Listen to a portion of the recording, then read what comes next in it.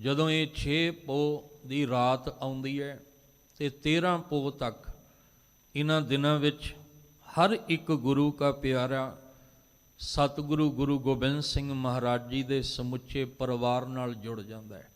ਪਿਆਰ ਵਾਲਾ ਆਨੰਦਪੁਰ ਸਾਹਿਬ ਦੀ ਧਰਤੀ ਤੋਂ ਲੈ ਕੇ ਸਰਸਾ ਦਰਿਆ, ਚਮਕੌਰ ਸਾਹਿਬ ਔਰ ਉਹ ਸਰਹੰਦ ਫਤਿਹਗੜ੍ਹ ਸਾਹਿਬ, ਉਹਨਾਂ ਦੀਵਾਰ ਨੀਹਾਂ ਤੱਕ ਦੀ ਸੁਰਤ ਜੁੜ ਜਾਂਦੀ ਹੈ ਕਿ ਮੇਰੇ ਮਾਲਕਾ ਸਿਰਫ ਕਿਹਾ ਨਹੀਂ ਕਿ ਜਿਉਂ ਭਾਵੈ ਤਿਉਂ ਰਾਖ, ਜਿਵੇਂ ਉਸ ਮਾਲਕ ਨੇ ਪਾਇਆ ਤਿਵੇਂ ਉਹਨੇ ਰੱਖਿਆ ਤੇ ਉਹਦੇ ਵਿੱਚ ਰਹਿ ਕੇ ਹਰ ਕਦਮ ਸ਼ੁਕਰਾਨਾ ਅਕਾਲ ਪੁਰਖ ਦਾ ਕੀਤਾ। ਇਹ ਮਿੱਤਰ ਪਿਆਰੇ ਨੂੰ ਹਾਲ ਮੁਰੀਦਾਂ ਦਾ ਕਹਿਣਾ, ਹਰ ਕਦਮ ਤੇ ਸ਼ੁਕਰਾਨਾ ਕੀਤਾ, ਰੋਸ ਨਹੀਂ ਕੀਤਾ, ਉਲਾਂਭਾ ਨਹੀਂ ਦਿੱਤਾ, ਹਰ ਕਦਮ ਤੇ ਸ਼ੁਕਰਾਨਾ ਕੀਤਾ। ਜਿਉਂ ਜਿਉਂ ਤੇਰਾ ਹੁਕਮ ਤਿਵੇਂ ਤਿਉ ਹੋਵਣਾ, ਜੈ ਜੈ ਰੱਖੇ ਆਪ ਤੈਂ ਜਾਹੇ ਖੜੋਵਣਾ। ਕੱਲ੍ਹ ਵੀ ਆਪ ਜੀ ਨੇ ਭਾਈ ਸਾਹਿਬ ਪਾਸੋਂ ਵਿਚਾਰ ਸਰਵਣ ਕੀਤੀ ਕਿ ਕਿਵੇਂ ਗੁਰੂ ਸਾਹਿਬ ਮਹਾਰਾਜ ਜੀ ਨੇ ਧਰਮ ਦਾ ਸਤਿਕਾਰ ਕਰਦਿਆਂ, ਜਿਨ੍ਹਾਂ ਨੇ ਧਰਮ ਦੇ ਵਾਸਤੇ ਪਾਏ ਸਨ, ਕਿ ਮਹਾਰਾਜ ਜੀ ਆ ਆਟੇ ਦੀ ਗਊ, ਅਸੀਂ ਇਹਨੂੰ ਮਾਤਾ ਕਹਿੰਦੇ ਹਾਂ, ਗਊ ਮਾਤਾ ਵਾਸਤਾ ਪਾਉਂਦੇ ਹਾਂ, ਆਨੰਦਪੁਰ ਸਾਹਿਬ ਛੱਡ ਜਾਓ। 8 ਮਹੀਨੇ ਹੋ ਗਏ ਘੇਰਾ ਪਾਇਆਂ ਨੂੰ। ਅਸੀਂ ਕੁਰਾਨ ਸ਼ਰੀਫ ਦੀਆਂ ਆਇਤਾਂ ਜਿਹੜੀਆਂ ਨੇ ਲਿਖ ਕੇ ਲਿਆਏ ਆ, ਇਹ ਸਾਡਾ ਧਰਮ ਹੈ ਜਿਹਨੂੰ ਅਸੀਂ ਮੰਨਦੇ ਹਾਂ। ਅਸੀਂ ਵਾਸਤਾ ਪਾ ਕੇ ਕਹਿੰਦੇ ਹਾਂ ਆਨੰਦਪੁਰ ਸਾਹਿਬ ਛੱਡ ਦਿਓ। ਸਤਿਗੁਰੂ ਮਹਾਰਾਜ ਨੇ ਭਾਣਾ ਵੀ ਵਰਤਾ ਕੇ ਵਿਖਾਇਆ ਕਿ ਇਹ ਮੁਕਰ ਜਾਣ ਵਾਲੇ ਨੇ। ਇੱਕ ਗੱਲ ਹੋਰ ਕੱਲ੍ਹ ਵੀ ਜ਼ਿਕਰ ਕੀਤਾ ਸੀ ਕਿ ਗੁਰੂ ਗੋਬਿੰਦ ਸਿੰਘ ਮਹਾਰਾਜ ਦੇ 52 ਬਚਨਾਂ ਵਿੱਚੋਂ ਦੀ 26 ਨੰਬਰ ਬਚਨ ਕਿ ਜਿਹੜਾ ਧਰਮ ਦੇ ਨਾਮ ਤੇ ਕਸਮਾਂ ਖਾਂਦਾ ਨਾ, ਕਦੇ ਵਿਸ਼ਵਾਸ ਨਾ ਕਰਿਓ, ਕਿਉਂਕਿ ਧਰਮ ਦੇ ਨਾਮ ਤੇ ਕਸਮ ਖਾਣ ਵਾਲਾ ਕਦੇ ਸੱਚਾ ਨਹੀਂ ਹੁੰਦਾ। ਅਸੀਂ ਕਿਹੜਾ ਘੱਟ ਹਾਂ? ਜਦੋਂ ਕੋਈ ਗੱਲ ਹੋਵੇ ਨਾ, ਚਲੋ ਜੀ ਗੁਰੂ ਗ੍ਰੰਥ ਸਾਹਿਬ ਤੇ ਹੱਥ ਰੱਖ ਕੇ ਕਸਮ ਖਾਂਦੇ ਹਾਂ, ਚਲੋ ਜੀ, ਤੇ ਮਹਾਰਾਜ ਕਹਿੰਦੇ ਕਸਮਾਂ ਖਾਣ ਵਾਲਾ ਹੈ ਹੀ ਝੂਠਾ, ਉਹਦੇ ਤੇ ਵਿਸ਼ਵਾਸ ਕੋਈ ਨਹੀਂ ਕਰਨਾ। ਸਤਿਗੁਰੂ ਜੀ ਨੇ ਉਹ ਖੇਡ ਵਰਤਾ ਕੇ ਦਿਖਾਈ ਸੀ ਆਨੰਦਪੁਰ ਸਾਹਿਬ ਦੇ ਕਿਲੇ।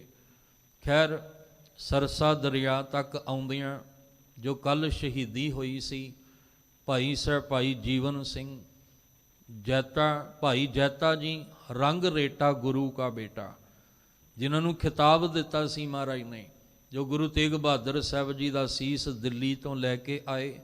ਭਾਈ ਜੈਤਾ ਰੰਗ ਰੇਟਾ ਗੁਰੂ ਕਾ ਬੇਟਾ, ਇਹ ਖੰਡੇ ਦੀ ਪੌਲ ਲੈ ਕੇ ਭਾਈ ਜੀਵਨ ਸਿੰਘ ਬਣ ਗਏ ਸਨ। ਝੰਖੀਆਂ ਪਿੰਡ ਦੇ ਵਿੱਚ 100 ਦੇ ਕਰੀਬ ਸਿੰਘਾਂ ਦੇ ਨਾਲ ਜਦੋਂ ਝੜਪ ਹੋਈ ਤੇ ਭਾਈ ਜੀਵਨ ਸਿੰਘ ਤੇ 100 ਦੇ ਕਰੀਬ ਸਿੰਘ ਕੱਲ੍ਹ ਸ਼ਹੀਦ ਹੋਏ। ਦੂਜੇ ਪਾਸੇ ਸ਼ਾਹੀ ਟਿੱਬੀ ਕੀਰਤਪੁਰ ਸਾਹਿਬ ਕੋਲ ਭਾਈ ਉਦੈ ਸਿੰਘ, 50 ਦੇ ਕਰੀਬ ਸਿੰਘ, ਇਹਨਾਂ ਦੇ ਨਾਲ ਜਥਾ ਸੀ 50 ਸਿੰਘਾਂ ਦਾ, ਝੜਪ ਹੋਈ, ਇਹ 50 ਦੇ ਸਿੰਘ ਤੇ ਭਾਈ ਉਦੈ ਸਿੰਘ ਸ਼ਹੀਦ ਹੋ ਗਏ। ਦਰਿਆ ਅੰਮ੍ਰਿਤ ਵੇਲਾ ਸੀ ਤੇ ਮਹਾਰਾਜ ਨੇ ਕਿਹਾ ਵੀ ਨਹੀਂ, ਪਹਿਲਾਂ ਅੰਮ੍ਰਿਤ ਵੇਲੇ ਅੰਮ੍ਰਿਤਮਈ ਬਾਣੀ ਦਾ ਅਭਿਆਸ ਕਰੋ। ਤੇ ਜਦੋਂ ਵੀ ਇਹ ਜ਼ਿਕਰ ਆਉਂਦਾ, ਰਾਤ ਵੀ ਇਹ ਬੇਨਤੀਆਂ ਕੀਤੀਆਂ। ਅਸੀਂ ਤੇ ਮਾੜਾ ਜਿਹਾ ਮੂੰਹ ਹਿਲਾ ਦਿੰਦੇ ਹਾਂ ਜੀ, ਰਾਤ ਦੇਰੀ ਹੋ ਗਈ ਸੀ, ਸਵੇਰੇ ਉੱਠਿਆ ਨਹੀਂ ਗਿਆ। ਰਾਤ ਅਸੀਂ ਵਿਆਹ ਤੇ ਗਏ ਸੀ, ਸਵੇਰੇ ਉੱਠਿਆ ਨਹੀਂ ਗਿਆ, ਨਿਤਨੇਮ ਨਹੀਂ ਹੋਇਆ। ਪਰ ਇੱਥੇ ਦੇਖੋ, ਉਹ ਸਿੰਘ ਦਰਿਆ ਦੇ ਕਿਨਾਰੇ ਬੈਠੇ ਆ ਜਿਹੜੇ ਕਈ ਦਿਨ ਹੋ ਗਏ ਕੁਝ ਦਾਣਾ ਪਾਣੀ ਨਹੀਂ ਛਕਿਆ, ਭੁੱਖਣ ਭਾਣੇ ਨੇ। ਔਰ ਬਰਫੀਲੀਆਂ ਹਵਾਵਾਂ ਅੱਧੀ ਰਾਤ ਨੂੰ ਬਰਫੀਲੀਆਂ ਹਵਾਵਾਂ ਨੂੰ ਚੀਰਦੇ ਹੋਏ ਆ ਰਹੇ ਨੇ। ਔਰ ਹੱਥਾਂ ਤੇ ਜ਼ਖਮ ਵੀ ਹੋ ਚੁੱਕੇ ਨੇ ਉਹਨਾਂ ਦੇ ਪੈਰਾਂ ਤੇ, ਪਰ ਬੈਠੇ ਨੇ ਦਰਿਆ ਦੇ ਕਿਨਾਰੇ ਤੇ ਨਿਤਨੇਮ ਦਾ ਪਾਠ ਹੋ ਰਿਹਾ ਹੈ, ਆਸਾ ਕੀ ਵਾਰ ਦਾ ਕੀਰਤਨ ਹੋਇਆ ਹੈ। ਮਹਾਰਾਜ ਨੇ ਕਿਹਾ ਘੋੜੇ ਠੱਲ ਦਿਓ ਅਰਦਾਸ ਕਰਕੇ। ਅਰਦਾਸ ਕੀ ਸੀ ਕਿ ਮਾਲਕ ਜੀ ਜਿਉਂ ਜਿਉਂ ਤੇਰਾ ਹੁਕਮ ਤਿਵੈ ਤਿਉਂ ਹੋਵਣਾ, ਜੈ ਜੈ ਰੱਖੇ ਆਪ ਤੈਂ ਜਾਹੇ ਖੜੋਵਣਾ। ਜਦੋਂ ਘੋੜੇ ਠੱਲੇ ਆ, ਬਰਸਾਤ ਵੀ ਇੰਨੀ ਹੈ, ਦਰਿਆ ਵੀ ਇੰਨਾ ਚੜ੍ਹਿਆ, ਤੇ ਉਹਦਾ ਪਾਣੀ ਦਾ ਜ਼ੋਰ ਕਿੰਨਾ ਹੋਏਗਾ ਕਿ ਜਦੋਂ ਆਨੰਦਪੁਰ ਸਾਹਿਬ ਦਾ ਕਿਲਾ ਛੱਡਦੇ ਨੇ ਉਦੋਂ 500 ਤੇ 700 ਦੇ ਕਰੀਬ ਸਿੰਘ ਦਾ ਜਥੇ ਨੇ ਨਾਲ। ਤੇ ਜਦੋਂ ਦਰਿਆ ਪਾਰ ਕਰਦੇ ਆ, ਗੁਰੂ ਗੋਬਿੰਦ ਸਿੰਘ ਮਹਾਰਾਜ ਜੀ ਦੇ ਨਾਲ 2 ਵੱਡੇ ਸਾਹਿਬਜ਼ਾਦੇ ਬਾਬਾ ਅਜੀਤ ਸਿੰਘ ਤੇ ਬਾਬਾ ਜੁਝਾਰ ਸਿੰਘ ਅੱਜ ਸ਼ਹੀਦੀ ਦਾ ਦਿਨ ਹੈ, ਅੱਜ 22 ਤਰੀਕ, ਅੱਜ ਦੇ ਦਿਨ ਸ਼ਹਾਦਤ ਹੁੰਦੀ ਹੈ। ਇਹ ਰੋਪੜ ਵਾਲੇ ਪਾਸੇ ਨੂੰ ਤੇ ਭਾਈ ਮਨੀ ਸਿੰਘ ਜੀ ਮਾਤਾ ਜੀ ਨੂੰ ਲੈ ਕੇ ਦਿੱਲੀ ਵਾਲੇ ਪਾਸੇ ਨੂੰ, ਕਿਉਂਕਿ ਭਾਈ ਮਨੀ ਸਿੰਘ ਜੀ ਨੂੰ ਦਿੱਲੀ ਦਾ ਰਸਤਾ ਪਤਾ ਸੀ। ਭਾਈ ਲੱਖੀ ਸ਼ਾਹ ਵਣਜਾਰਾ, ਇਹਨਾਂ ਦੀ ਧੀ ਭਾਈ ਮਨੀ ਸਿੰਘ ਜੀ ਦੇ ਨਾਲ ਵਿਆਹੀ ਹੋਈ ਹੈ। ਔਰ ਇੱਧਰ ਤੀਸਰਾ ਪਾਸਾ ਮਾਤਾ ਗੁਜਰ ਕੌਰ ਜੀ ਦੇ ਨਾਲ ਬਾਬਾ ਜੋਰਾਵਰ ਸਿੰਘ ਤੇ ਬਾਬਾ ਫਤਿਹ ਸਿੰਘ, ਜੋ ਕੁੰਮੇ ਮਾਸ਼ਕੀ ਦੇ ਘਰ ਤੱਕ ਦਾ ਸਫ਼ਰ ਕਰਦੇ ਆ। ਜਦੋਂ ਇਹ ਬਾਕੀ ਦਰਿਆ ਦੇ ਵਿੱਚ ਰੁੜ ਜਾਂਦੇ ਨੇ, ਜਦੋਂ ਗਏ ਕਹਿੰਦੇ ਕੋਟਲਾ ਨਿਹੰਗ ਖਾਂ ਦੇ ਘਰ, ਇੱਥੇ ਭਾਈ ਬਚਿੱਤਰ ਸਿੰਘ ਦੀ ਸ਼ਹੀਦੀ ਹੁੰਦੀ ਹੈ, ਕਿਉਂਕਿ ਰੋਪੜ ਵਾਲੇ ਪਾਸੇ ਭਾਈ ਬਚਿੱਤਰ ਸਿੰਘ ਦਾ ਜਥਾ ਸੀ। ਇਹਨਾਂ ਦੇ ਨਾਲ ਜਦੋਂ ਇਹਨਾਂ ਵੈਰੀਆਂ ਦੀ ਝੜਪ ਹੋਈ ਤੇ ਕਾਫੀ ਜ਼ਖਮੀ ਹੋ ਗਏ ਸਨ। ਇਹ ਜ਼ਖਮੀ ਹੋਏ ਭਾਈ ਬਾਬਾ ਅਜੀਤ ਸਿੰਘ ਇਹਨਾਂ ਨੂੰ ਘੋੜੇ ਤੇ ਲਿਟਾ ਕੇ ਲੈ ਕੇ ਆਏ ਤੇ ਇੱਥੇ ਫਿਰ ਇਹਨਾਂ ਦੀ ਹਾਲਤ ਕਾਫੀ ਨਾਜ਼ੁਕ ਹੋ ਗਈ।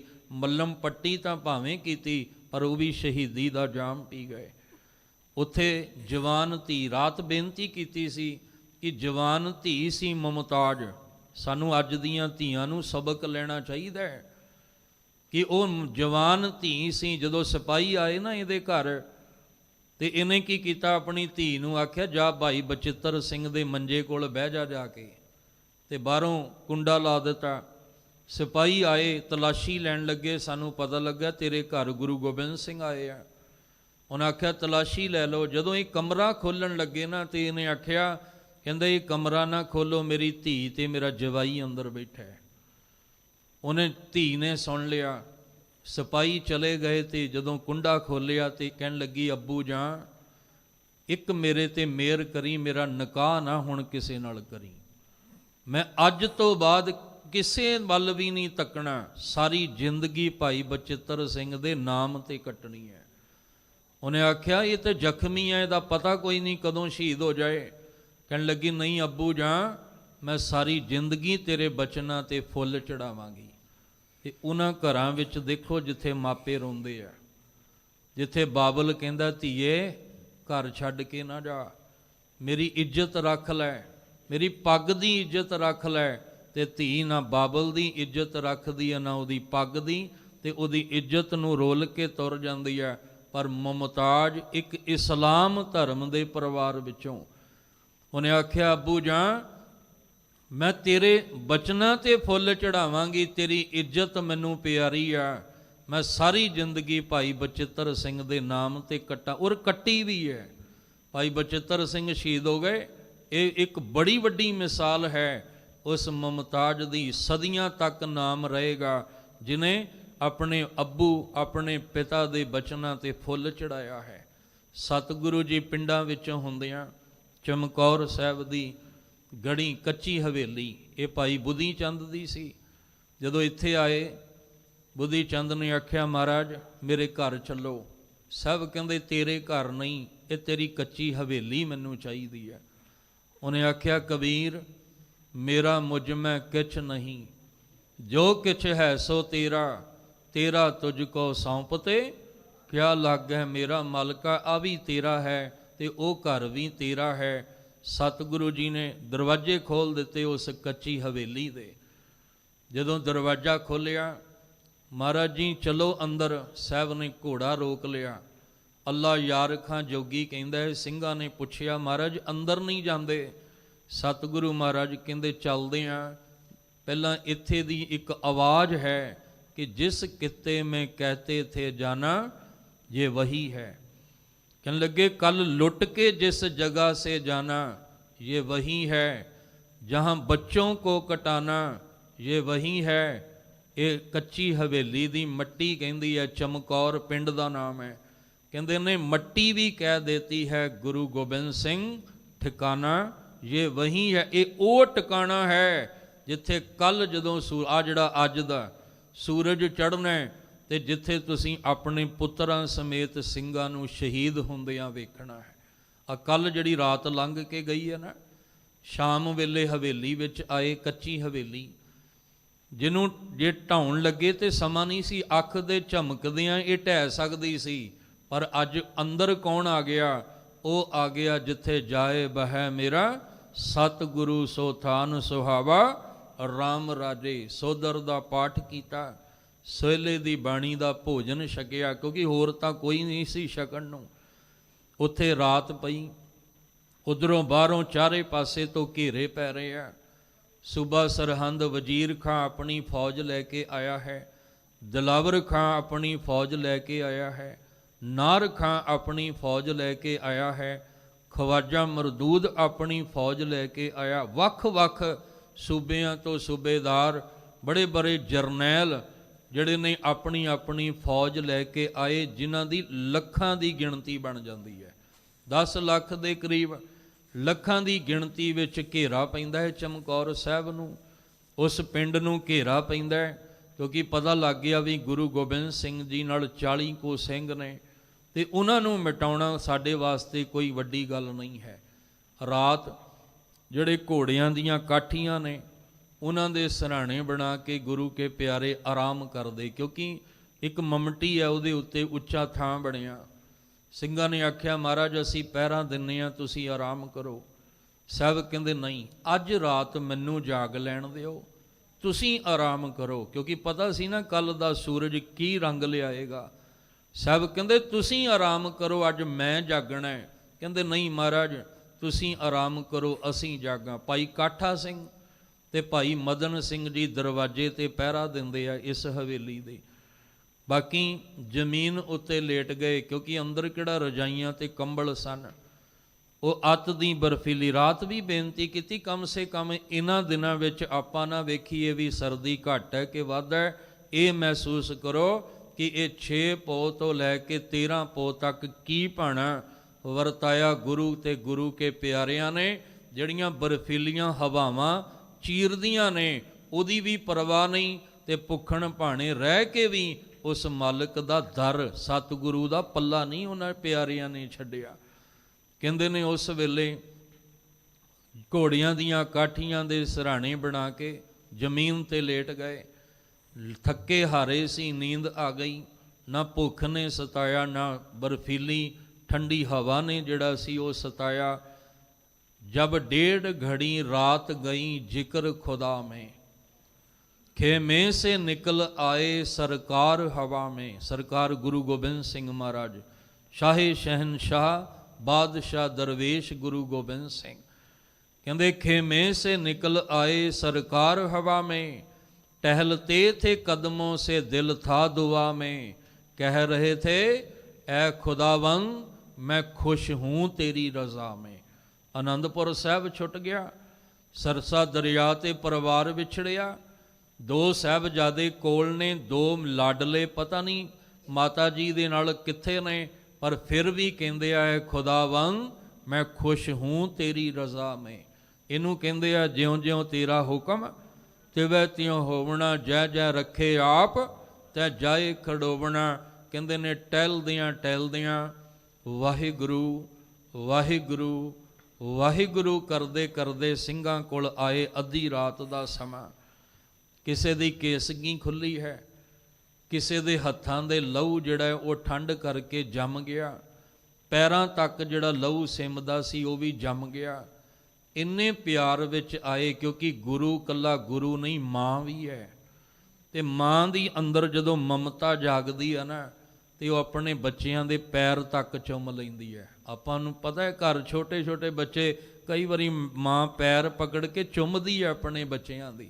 ਗੁਰਦੇਵ ਮਾਤਾ, ਗੁਰਦੇਵ ਪਿਤਾ, ਇਹ ਉਹ ਮਾਂ ਹੈ ਜਿਹਨੇ ਕਹਿੰਦੇ ਰਾਤ ਸਾਰਿਆਂ ਦੇ ਹੱਥ ਚੁੰਮੇ ਨੇ, ਪੈਰ ਤੱਕ ਵੀ ਮੇਰੇ ਸਤਿਗੁਰੂ ਨੇ ਚੁੰਮੇ। ਕਿ ਇਹ ਉਹ ਪੈਰ ਨੇ ਜਿਨ੍ਹਾਂ ਨੇ ਸਰਦੀ ਦੀ ਪਰਵਾਹ ਨਾ ਕਰਦਿਆਂ, ਦਰਿਆ ਦੀ ਪਰਵਾਹ ਨਾ ਕਰਦਿਆਂ ਮੇਰੇ ਨਾਲ ਚੱਲੇ ਨੇ। ਇਹ ਉਹ ਹੱਥ ਨੇ ਜਿਹੜੇ ਸ਼ਸਤਰ ਤੇ ਘੋੜੇ ਦੀ ਲਗਾਮਾਂ ਪਕੜ ਕੇ ਇੱਥੇ ਤੱਕ ਆਏ ਨੇ, ਜਿਨ੍ਹਾਂ ਨੇ ਇੱਕ ਵਾਰ ਨਹੀਂ ਕਿਹਾ ਕਿ ਗੁਰੂ ਗੋਬਿੰਦ ਸਿੰਘ ਮਹਾਰਾਜ ਅਸੀਂ ਤੁਹਾਡੇ ਨਾਲ ਨਹੀਂ ਤੁਰਨਾ। ਇਹ ਉਹ ਨੇ ਜੋ ਤੋ ਪ੍ਰੇਮ ਖਿਲਨ ਕਾ ਚਾਓ, ਸਿਰ ਧਰ ਤਲੀ ਗਲੀ ਮਰੀ ਆਓ, ਇਤ ਮਾਰਗ ਪੈਰ ਧਰੀਜੈ, ਸਿਰ ਦੀਜੈ ਕੌਣ ਨਾ ਕੀਜੈ। ਸਾਹਿਬ ਜੀ ਨੇ ਬਾਬਾ ਅਜੀਤ ਸਿੰਘ ਜੀ ਦੇ ਚਿਹਰੇ ਵੱਲ ਵੇਖਿਆ, ਬਾਬਾ ਜੁਝਾਰ ਸਿੰਘ ਜੀ ਦੇ ਚਿਹਰੇ ਵੱਲ ਵੇਖਦੇ ਆ, ਉਸ ਅਕਾਲ ਪੁਰਖ ਦਾ ਸ਼ੁਕਰ ਕਰਦੇ ਨੇ कि हे अकाल पुरख, 4 दिते सन, जोड़ा उधर है ते जोड़ा इधर है। इस सवेरे दिन चढ़दियाँ आ 2 भी ना रहणगे, पर मैं फिर भी तेरा शुकराना ही करांगा, फिर भी मेरे अंदरों शुकराने दे बोल ही निकलणगे। साहब जी बैठे ने उस अकाल पुरख दी याद विच। ਅੰਮ੍ਰਿਤ ਵੇਲਾ ਹੋਇਆ। ਅੰਮ੍ਰਿਤ ਵੇਲਾ ਸਾਰਿਆਂ ਨੂੰ ਉਠਾ ਕੇ, ਉੱਥੇ ਕਿਹੜਾ ਇਸ਼ਨਾਨ ਕਰਨਾ ਸੀ, ਉਠਾਇਆ। ਉਹਨਾਂ ਨੇ ਆਪਣੀ ਤਿਆਰੀ ਕੀਤੀ, ਘੋੜਿਆਂ ਦੀਆਂ ਕਾਠੀਆਂ ਜਿਹੜੀਆਂ ਸੀ ਪਾਈਆਂ, ਬੈਠ ਕੇ ਚੌਂਕੜੇ ਮਾਰ ਕੇ ਨਿੱਤ ਦਾ ਨੇਮ ਕੀਤਾ ਹੈ। ਇਹੀ ਖੁਰਾਕ ਸੀ। ਮਹਾਰਾਜ ਕਹਿੰਦੇ ਆਹ ਛਕ ਲਓ ਜਿੰਨਾ ਭਰ ਕੇ, ਰੱਜ ਰੱਜ ਭੋਜਨ ਖਾਵੋ ਮੇਰੇ ਭਾਈ, ਮੇਰੇ ਭਰਾਵੋ, ਮੇਰੇ ਪੁੱਤਰੋ, ਆਹ ਭੋਜਨ ਅੱਜ ਰੱਜ ਕੇ ਖਾਇਓ, ਕਿਉਂਕਿ ਅੱਜ ਜਿਹੜਾ ਅੰਮ੍ਰਿਤ ਵੇਲੇ, ਧਿਆਨ ਦਿਓ, ਅੰਮ੍ਰਿਤ ਵੇਲੇ ਜਿਹੜਾ ਨਿਤਨੇਮ ਕਰ ਲੇਗਾ ਨਾ, ਉਹ ਸਾਰਾ ਦਿਨ ਕਦੇ ਨਹੀਂ ਡੋਲੇਗਾ। ਤੇ ਜਿਹਨੇ ਨਿਤ ਦਾ ਨੇਮ ਕੀਤਾ ਹੀ ਕੋਈ ਨਹੀਂ, ਉਹ ਭਾਵੇਂ ਜਿੰਨੀ ਮਰਜ਼ੀਆਂ ਖੁਸ਼ੀਆਂ ਦਿਨ ਵੇਲੇ ਆ ਜਾਣ, ਉਹ ਫਿਰ ਵੀ ਡੋਲਦਾ ਘਬਰਾਉਂਦਾ ਹੀ ਰਹਿੰਦਾ। ਇਹ ਨਿਤ ਦਾ ਨੇਮ ਹੈ ਜਿਹੜਾ ਸਾਨੂੰ ਡੋਲਣ ਨਹੀਂ ਦਿੰਦਾ। ਕਹਿੰਦੇ ਰੱਜ ਕੇ ਛਕ ਲਓ ਭੋਜਨ, ਕਿਉਂਕਿ ਅੱਜ ਬਾਹਰ ਹਾਹਾਕਾਰ ਮਚੀ ਹੈ। ਆ ਜਿਹੜੇ ਵੈਰੀ ਨੇ ਲਲਕਾਰਾਂ ਮਾਰਦੇ ਪਏ ਨੇ, ਇਹਨਾਂ ਨਾਲ ਜੂਝਣ ਦਾ ਅੱਜ ਸਮਾਂ ਹੈ। ਜਿਹੜੇ ਸਿਪਾਹੀ ਵਾਲੇ ਤੁਹਾਨੂੰ ਗੁਣ ਦਿੱਤੇ ਆ, ਅੱਜ ਉਹ ਵੇਖਣੇ ਆ। ਸੂਰਾ ਸੋ ਪਹਿਚਾਨੀਐ ਜੋ ਲਰੇ ਦੀਨ ਕੇ ਹੇਤ, ਪੁਰਜਾ ਪੁਰਜਾ ਕੱਟ ਮਰੈ ਕਬਹੂ ਨਾ ਛਾੜੈ ਖੇਤ। ਕਹਿੰਦੇ ਪਿਆਰਿਓ, ਮੈਦਾਨ ਨਹੀਂ ਛੱਡਣਾ, ਪੁਰਜਾ ਪੁਰਜਾ ਕੱਟ ਮਰੈ, ਭਾਵੇਂ ਬੰਦ ਬੰਦ ਕੱਟਿਆ ਜਾਵੇ, ਪਰ ਤੁਸੀਂ ਮੈਦਾਨ ਨਹੀਂ ਛੱਡਣਾ। ਕਿਉਂਕਿ ਅਸੀਂ ਜਰ ਜੋਰੂ ਜ਼ਮੀਨ ਲਈ ਲੜਨ ਨਹੀਂ ਆਏ, ਅਸੀਂ ਦੀਨ ਤੇ ਧਰਮ ਲਈ, ਮਰਿਆਦਾ ਲਈ, ਸੱਚ ਲਈ, ਹੱਕ ਲਈ ਅਸੀਂ ਜੂਝਣ ਆਏ ਹਾਂ। ਤੇ ਜੇ ਜਰ ਜੋਰੂ ਜ਼ਮੀਨ ਲਈ ਲੜਨਾ ਹੁੰਦਾ ਨਾ, ਤੇ ਧਿਆਨ ਰੱਖਿਓ, ਔਰੰਗਜ਼ੇਬ ਨੇ ਇੱਕ ਚਿੱਠੀ ਲਿਖੀ ਸੀ ਗੁਰੂ ਗੋਬਿੰਦ ਸਿੰਘ ਜੀ ਨੂੰ, ਵੀ ਤੁਸੀਂ ਦੀਨਾ ਕਾਂਗੜ ਦੇ ਇਲਾਕੇ ਵਿੱਚ ਆ ਜਾਓ, ਮੈਂ ਤੁਹਾਨੂੰ ਉੱਥੇ ਮਿਲਾਂਗਾ, ਜੋ ਚਾਹੋਗੇ ਮੈਂ ਤੁਹਾਨੂੰ ਦੇ ਦਿਆਂਗਾ। ਤੇ ਜੇ ਸਾਹਿਬ ਚਾਹੁੰਦੇ ਤਾਂ ਉੱਥੇ ਦੀਨੇ ਕਾਂਗੜ ਜਾ ਕੇ ਔਰੰਗਜ਼ੇਬ ਨੂੰ ਮਿਲ ਸਕਦੇ ਸੀ, ਪਰ ਗੱਲ ਜਰ ਜੋਰੂ ਜ਼ਮੀਨ ਦੀ ਨਹੀਂ, ਗੱਲ ਤੇ ਦੀਨ ਧਰਮ ਸੱਚ ਹੱਕ ਦੀ ਹੈ। ਇਸ ਲਈ ਕਹਿੰਦੇ ਦਿਨ ਚੜਿਆ, ਬਾਹਰ ਸੂਬਾ ਸਰਹੰਦ ਵਜ਼ੀਰ ਖਾਂ ਕਹਿੰਦਾ ਵੀ ਲੱਖਾਂ ਦੀ ਆਪਣੀ ਗਿਣਤੀ ਹੈ, ਤੇ ਜੇ ਲੱਖਾਂ ਦੀ ਗਿਣਤੀ ਵਿੱਚ ਚੰਦ ਵੀ ਜਾਣ ਤੇ ਪਲਾਂ ਵਿੱਚ ਇਸ ਕੱਚੀ ਹਵੇਲੀ ਨੂੰ ਢਾਹ ਕੇ ਗੁਰੂ ਗੋਬਿੰਦ ਸਿੰਘ ਜੀ ਨੂੰ ਮਿਟਾ ਸਕਦੇ ਆ। ਗੁਰੂ ਕੇ ਪਿਆਰਿਆਂ ਨੇ ਮੋਰਚੇ ਸੰਭਾਲ ਲਏ। ਕਹਿੰਦੇ ਨੇ ਪਹਿਲਾਂ ਇਸ ਕੱਚੀ ਹਵੇਲੀ ਦੇ ਅੰਦਰ ਆਉਣ ਦਾ ਯਤਨ ਕੀਤਾ। ਗੁਰੂ ਕੇ ਪਿਆਰੇ ਤੇ ਗੁਰੂ ਗੋਬਿੰਦ ਸਿੰਘ ਮਹਾਰਾਜ ਆਪ ਅੰਦਰੋਂ ਤੀਰਾਂ ਦੀ ਵਰਖਾ ਕਰਦਿਆਂ ਇਹਨਾਂ ਦੇ ਕਦਮ ਪਿਛਾਂ ਨੂੰ ਮੋੜਦੇ ਆ। ਫਿਰ ਆਖਿਆ ਵੀ ਕਿਵੇਂ ਜਾਇਆ ਜਾਏ? ਕਹਿੰਦੇ ਪੌੜੀ ਲਾਓ, ਲਿਆਓ, ਤੇ ਲਾ ਕੇ ਇਸ ਹਵੇਲੀ ਦੇ ਅੰਦਰ ਜਾਣ ਦੀ ਕੋਸ਼ਿਸ਼ ਕੀਤੀ। ਨਾਰ ਖਾਂ ਕਹਿੰਦਾ ਮੈਂ ਗੁਰੂ ਗੋਬਿੰਦ ਸਿੰਘ ਜੀ ਦਾ ਸਿਰ ਲਾ ਕੇ ਲਿਆਉਣਾ। ਗੁਰੂ ਗੋਬਿੰਦ ਸਿੰਘ ਮਹਾਰਾਜ ਦਾ ਸਿਰ ਲਾਉਣ ਦੀ ਗੱਲ ਕਰਕੇ ਆਉਂਦਾ, ਤੇ ਜਦੋਂ ਉੱਤੇ ਨੂੰ ਚੜ੍ਹਦਾ ਕਹਿੰਦੇ ਗੁਰੂ ਸਾਹਿਬ ਨੇ ਇੱਕੋ ਹੀ ਤੀਰ ਮਾਰਿਆ ਇਹਦੇ ਸਿਰ ਵਿੱਚ। ਜਿਹੜਾ ਗੁਰੂ ਗੋਬਿੰਦ ਸਿੰਘ ਜੀ ਦਾ ਸਿਰ ਲਾਉਣ ਦੀ ਗੱਲ ਕਰਨ ਵਾਲਾ ਨਾਰ ਖਾਂ, ਇੱਕੋ ਹੀ ਤੀਰ ਮਾਰਿਆ। ਜਿੰਨੇ ਕਦਮ ਉੱਤੇ ਚੜ੍ਹਿਆ ਸੀ ਉਨੇ ਹੀ ਆ ਕੇ ਫਿਰ ਪਰਤ ਕੇ ਧਰਤੀ ਤੇ ਡਿੱਗਾ ਤੇ ਪ੍ਰਾਣ ਨਿਕਲ ਗਏ। ਖਵਾਜਾ ਮਰਦੂਦ, ਇਹ ਮਰਦੂਦ ਦਾ ਅਰਥ ਹੀ ਹੈ ਵੀ ਨਾ ਮਰਦ, ਜਿਹਦੇ ਵਿੱਚ ਮਰਦਾਨਗੀ ਵਾਲਾ ਗੁਣ ਹੀ ਕੋਈ ਨਹੀਂ ਹੈ। ਇਹ ਖਵਾਜਾ ਮਰਦੂਦ ਕਹਿੰਦੇ ਚੜ੍ਹਿਆ ਤੇ ਸੀ ਗੁਰੂ ਗੋਬਿੰਦ ਸਿੰਘ ਮਹਾਰਾਜ ਤੱਕ ਪਹੁੰਚਣ ਲਈ, ਤੇ ਜਦੋਂ ਮਹਾਰਾਜ ਨੇ ਆਪਣੀ ਕਮਾਨ ਵਿੱਚ ਤੀਰ ਚਿੱਲੇ ਤੇ ਚੜ੍ਹਾ ਕੇ ਜਦੋਂ ਕੰਨ ਦੇ ਕੋਲ ਲਿਆ ਕੇ ਤੀਰ ਛੱਡਣ ਲੱਗੇ, ਘਬਰਾ ਗਿਆ। ਘਬਰਾਉਂਦੇ ਨੇ ਸਿਰ ਥੱਲੇ ਕਰ ਦਿੱਤਾ। ਤੇ ਗੁਰੂ ਸਾਹਿਬ ਨੇ ਜਫਰਨਾਮੇ 'ਚ ਵੀ ਜ਼ਿਕਰ ਕੀਤਾ ਹੈ, ਔਰੰਗਜ਼ੇਬ ਜੇ ਆ ਤੇਰੇ ਵਰਗੇ ਆ ਜਿਹੜੇ ਜਿਨ੍ਹਾਂ ਤੇ ਤੂੰ ਮਾਣ ਕਰਦਾ ਹੈ, ਇਹ ਤੇ ਇਹਨਾਂ 'ਚ ਕਾਹਦੀ ਮਰਦਾਨਗੀ ਹੈ? ਇਹ ਤੇ ਸਿਰ ਉੱਚਾ ਚੱਕ ਕੇ ਮੌਤ ਤੋਂ ਘਬਰਾ ਕੇ ਸਿਰ ਨੀਵਾਂ ਕਰ ਲੈਂਦੇ ਆ। ਇਹਨਾਂ ਨੂੰ ਅਸੀਂ ਮਰਦ ਨਹੀਂ ਆਖਦੇ। ਜਿਹੜੇ ਸੂਰਮੇ ਅਸੀਂ ਬਣਾਏ ਆ ਨਾ ਖੰਡੇ ਦੀ ਪੌਲ ਨਾਲ, ਉਹਦੇ ਵਿੱਚ ਮਾਣ ਨਾਲ ਕਹਿ ਸਕਦੇ ਹਾਂ 1.25 ਲੱਖ ਸੇ ਏਕ ਲੜਾਊਂ ਤਬੇ ਗੋਬਿੰਦ ਸਿੰਘ ਨਾਮ ਕਹਾਊਂ। ਖੈਰ ਵਾਰੀ ਵਾਰੀ ਆਉਂਦੇ ਰਹੇ, ਪਰ ਕੋਈ ਵੀ ਹਵੇਲੀ ਤੱਕ ਨਾ ਆਉਣ ਦਿੱਤਾ। ਅਖੀਰ ਫਿਰ ਆ ਜਿਹੜਾ ਅੱਜ ਦਿਨ ਹੈ, ਇਸ ਅੱਜ ਦੇ ਦਿਨ ਜੰਗ ਹੈ ਚਮਕੌਰ ਸਾਹਿਬ ਦੀ, ਜਿਹਦੇ ਵਿੱਚ ਗੁਰੂ ਕੇ ਪਿਆਰਿਆਂ ਦੇ ਜਥੇ ਜਾਂਦੇ ਆ। 3 ਪਿਆਰੇ ਅੱਜ ਸ਼ਹੀਦ ਹੁੰਦੇ ਨੇ, ਕਿਉਂਕਿ 2 ਪਿਆਰੇ ਨਾਲ ਰਹਿੰਦੇ ਆ, ਭਾਈ ਦਇਆ ਸਿੰਘ ਤੇ ਭਾਈ ਧਰਮ ਸਿੰਘ ਜੀ। ਭਾਈ ਹਿੰਮਤ ਸਿੰਘ ਜੀ, ਭਾਈ ਮੋਹਕਮ ਸਿੰਘ ਜੀ, ਭਾਈ ਸਾਹਿਬ ਸਿੰਘ ਜੀ, ਇਹ 5-5, ਕਈਆਂ ਨੇ 8 ਦਾ ਜ਼ਿਕਰ ਕੀਤਾ, 5-5 ਸਿੰਘਾਂ ਦਾ ਜਥਾ ਜਾਂਦਾ ਹੈ।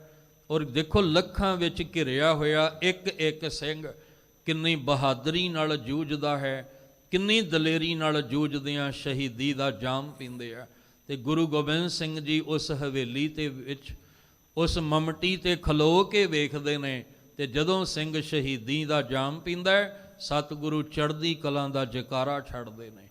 ਬਾਬਾ ਅਜੀਤ ਸਿੰਘ ਆਏ, ਕਹਿੰਦੇ ਪਿਤਾ ਜੀ ਮੈਂ ਵੀ ਇਸ ਜੰਗ ਵਿੱਚ ਜਾਣਾ ਹੈ, ਨਾਮ ਕਾ ਅਜੀਤ ਹੂੰ ਜੀਤਾ ਨਹੀਂ ਜਾਊਂਗਾ, ਜੀਤਾ ਗਿਆ ਅਗਰ ਤੋ ਜੀਤਾ ਨਹੀਂ ਆਊਂਗਾ। ਕਿੰਨਾ ਮਾਣ ਮਹਿਸੂਸ ਕੀਤਾ ਗੁਰੂ ਗੋਬਿੰਦ ਸਿੰਘ ਜੀ ਨੇ ਕਿ ਮੇਰਾ ਪੁੱਤਰ ਆਪ ਆ ਕੇ ਕਹਿੰਦਾ ਹੈ ਕਿ ਮੈਂ ਵੀ ਇਹਨਾਂ ਵੈਰੀਆਂ ਦੇ ਨਾਲ ਜੂਝਣਾ ਹੈ। ਆਪਣੇ ਹੱਥੀਂ ਤਿਆਰ ਕਰਕੇ ਬਾਬਾ ਅਜੀਤ ਸਿੰਘ ਜੀ ਨੂੰ ਭੇਜਿਆ। ਬੜੀ ਦਲੇਰੀ ਨਾਲ ਅਜੀਤ ਸਿੰਘ ਜੀ ਜੂਝਦੇ ਰਹੇ। ਗੁਰੂ ਗੋਬਿੰਦ ਸਿੰਘ ਮਹਾਰਾਜ ਜੀ ਵਾਹ ਕਰਦੇ ਸੀ ਜਦੋਂ ਵਾਰ ਕੀਤਾ ਨਾ, ਤੇ ਕਹਿੰਦੇ ਸੀ ਵਾਹ ਤੂੰ ਵਾਕਈ ਗੁਰੂ ਗੋਬਿੰਦ ਸਿੰਘ ਜੀ ਦਾ ਪੁੱਤਰ ਹੈ, ਤੂੰ ਮਰਦ ਅਗੰਬੜੇ ਦਾ ਪੁੱਤਰ ਹੈ। ਕਹਿੰਦੇ ਨੇ ਦੇਖਦਿਆਂ ਹੀ ਦੇਖਦਿਆਂ ਬਾਬਾ ਅਜੀਤ ਸਿੰਘ ਜੀ ਦੇ ਜਿਹੜੇ ਸਰੀਰ ਨੂੰ ਤੀਰਾਂ ਨੇ ਵਿੰਨ ਦਿੱਤਾ। ਔਰ ਕਈ ਕਹਿੰਦੇ ਆ 300 ਤੋਂ ਵੱਧ ਜ਼ਖਮ ਸੀ ਬਾਬਾ ਅਜੀਤ ਸਿੰਘ ਜੀ ਦੇ ਸਰੀਰ ਤੇ। ਇੰਨੇ ਤੀਰ ਨੇਜੇ, ਕੋਈ ਕਸਰ ਨਹੀਂ ਛੱਡੀ ਹੋਏਗੀ ਉਹਨਾਂ ਵੈਰੀਆਂ ਨੇ ਜਦੋਂ ਪਤਾ ਲੱਗਾ ਹੋਏਗਾ ਕਿ ਇਹ ਗੁਰੂ ਗੋਬਿੰਦ ਸਿੰਘ ਜੀ ਦਾ ਵੱਡਾ ਫਰਜ਼ੰਦ ਹੈ। ਕਹਿੰਦੇ ਬਾਬਾ ਅਜੀਤ ਸਿੰਘ ਦਲੇਰੀ ਦੇ ਨਾਲ ਜੂਝਦਿਆਂ ਦੇਖਿਓ ਪਿਤਾ ਦੀ ਅੱਖ ਨਹੀਂ ਭਰੀ। ਇਸ ਤੋਂ ਪਹਿਲਾਂ ਤੁਸੀਂ ਵੇਖੋਗੇ ਤਾਂ ਜਿਹੜੇ ਬੜੇ ਆਪਣੇ ਆਪ ਨੂੰ ਕਹਾਉਂਦੇ ਸਨ, ਉਹ ਪਿਤਾ ਪੁੱਤਰ ਨੂੰ ਸਾਹਮਣੇ ਸਰੀਰ ਛੱਡਦਿਆਂ ਵੇਖ ਕੇ ਜਿਹੜੇ ਨੇ ਉਹਨਾਂ ਦੀ ਅੱਖ ਇੰਨੀ ਕੁ ਰੋਈ ਸੀ ਜਿਹਦਾ ਅਸੀਂ ਬਿਆਨ ਨਹੀਂ ਕਰ ਸਕਦੇ। ਖੈਰ ਸਮਾਂ ਸਮਾਪਤ ਹੋਣ ਲੱਗਾ। ਗੁਰੂ ਗੋਬਿੰਦ ਸਿੰਘ ਮਹਾਰਾਜ ਨੇ ਆਖਿਆ ਅਕਾਲ ਪੁਰਖ ਵਾਹਿਗੁਰੂ ਜੀ ਤੇਰਾ ਸ਼ੁਕਰਾਨਾ, ਬਾਬਾ ਅਜੀਤ ਸਿੰਘ ਸ਼ਹੀਦ ਹੋਏ ਤੇ ਗੁਰੂ ਸਾਹਿਬ ਨੇ ਚੜ੍ਹਦੀ ਕਲਾਂ ਦਾ ਜੈਕਾਰਾ ਛੱਡਿਆ।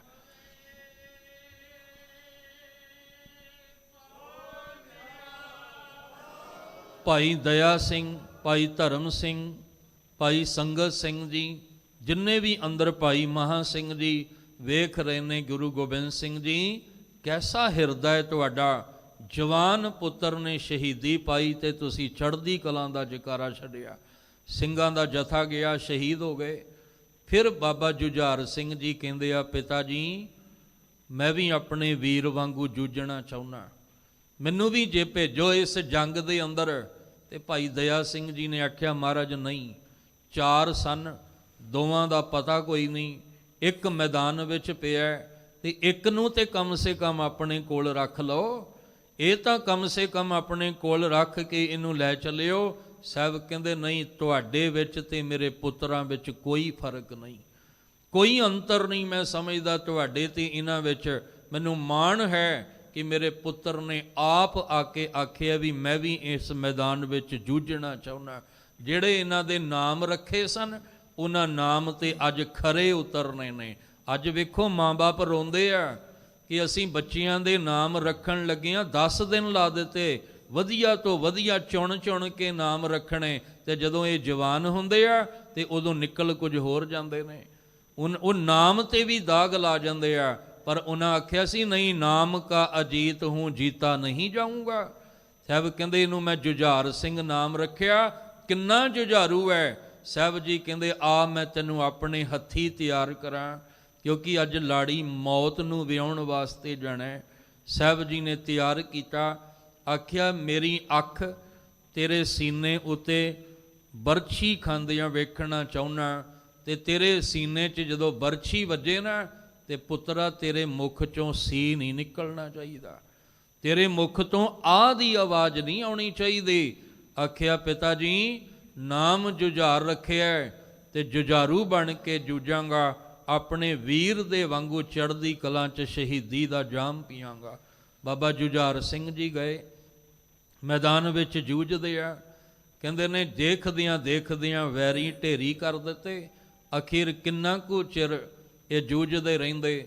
ਵੈਰੀਆਂ ਨੂੰ ਪਤਾ ਲੱਗਾ ਵੀ ਇਹ ਗੁਰੂ ਗੋਬਿੰਦ ਸਿੰਘ ਜੀ ਦੇ ਦੂਸਰੇ ਪੁੱਤਰ ਬਾਬਾ ਜੁਝਾਰ ਸਿੰਘ ਨੇ, ਉਹ ਵੀ ਕਹਿੰਦੇ ਘੇਰਾ ਪਾਇਆ, ਔਰ ਘੇਰਾ ਪਾ ਕੇ ਅਖੀਰ ਇਹਨਾਂ ਦੇ ਸੀਨੇ ਉੱਤੇ ਵੀ ਜਦੋਂ ਵਾਰ ਹੋਇਆ ਤੇ ਕਿੱਥੇ ਆ ਕੇ ਡਿੱਗਦੇ ਆ, ਜਿੱਥੇ ਬਾਬਾ ਅਜੀਤ ਸਿੰਘ ਜੀ ਦਾ ਸਰੂਪ ਪਿਆ ਹੈ, ਉੱਥੇ ਆ ਕੇ ਡਿੱਗਿਆ।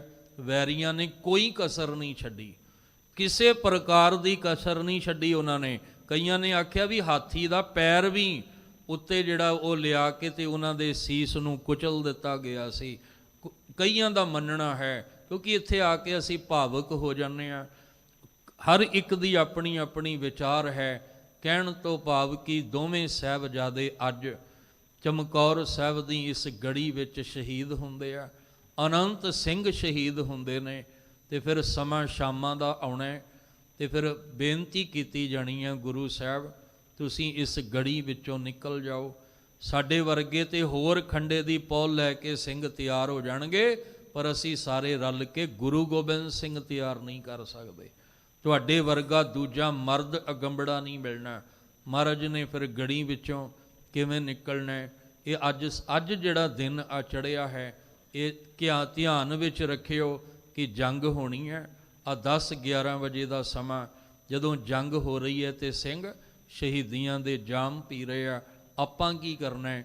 ਅਸੀਂ ਪਾਠ ਕਰਨਾ ਹੈ, ਅਸੀਂ ਸਿਮਰਨ ਕਰਨਾ ਹੈ, ਅਸੀਂ ਵੱਧ ਤੋਂ ਵੱਧ ਸੰਗਤ ਕਰਨੀ ਹੈ, ਵੱਧ ਤੋਂ ਵੱਧ ਗੁਰੂ ਘਰ ਨਾਲ ਜੁੜਨਾ ਹੈ। ਕਮ ਸੇ ਕਮ ਇਹਨਾਂ ਦਿਨਾਂ ਵਿੱਚ ਹੀ ਆਪਣੇ ਘਰਾਂ ਚੋਂ ਨਿਕਲ ਕੇ ਗੁਰੂ ਘਰ ਆਈਏ, ਵੱਧ ਤੋਂ ਵੱਧ ਗੁਰਬਾਣੀ ਨਾਲ ਜੁੜ ਕੇ ਉਸ ਮਾਲਕ ਦਾ ਸ਼ੁਕਰਾਨਾ। ਇਹ ਤਾਂ ਕੁਛ ਨਹੀਂ ਹੈ, ਪਰ ਚਲੋ ਜਿੰਨਾ ਹੋ ਸਕੇ ਅਸੀਂ ਸੰਗਤ ਕਰੀਏ, ਬਾਣੀ ਪੜ੍ਹੀਏ, ਅੰਮ੍ਰਿਤ ਵੇਲਾ ਸੰਭਾਲੀਏ, ਆਪਣੇ ਧੀਆਂ ਪੁੱਤਰਾਂ ਨੂੰ ਗੁਰੂ ਘਰ ਨਾਲ ਜੋੜ ਕੇ ਬਾਣੇ ਤੇ ਬਾਣੀ ਦੇ ਧਾਰਨੀ ਬਣ ਜਾਈਏ, ਤਾਂ ਕਿ ਮਾਣ ਨਾਲ ਕਹਿ ਸਕੀਏ ਗੁਰ ਵੱਡ ਭਾਗੀ ਪਾਇਆ, ਐਸਾ ਗੁਰ ਵੱਡ ਭਾਗੀ ਪਾਇਆ।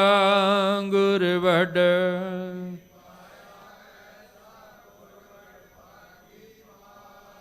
ਗੁਰ ਵੱਡ ਭਾਗੀ ਪਾਇਆ, ਐਸਾ ਗੁਰ ਵੱਡ ਭਾਗੀ ਪਾਇਆ। ਗੁਰ ਵੱਡ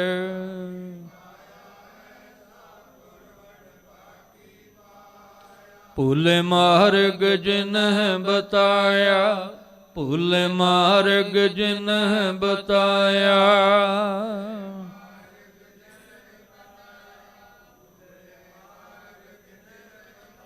ਐਸਾ ਗੁਰ ਵੱਡ ਭਾਗੀ ਪਾਇਆ, ਐਸਾ ਗੁਰ ਵੱਡ ਭਾਗੀ ਪਾਇਆ।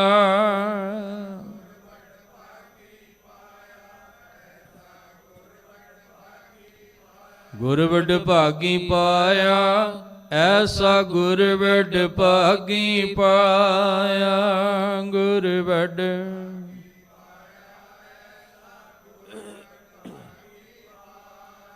ਐਸੇ ਗੁਰ ਕੋ ਬਲ ਬਲ ਜਾਈਏ, ਸਦ ਕੇ ਜਾਈਏ ਆਪਾਂ। ਗੁਰੂ ਸਾਹਿਬ ਕਿਰਪਾ ਕਰਨ।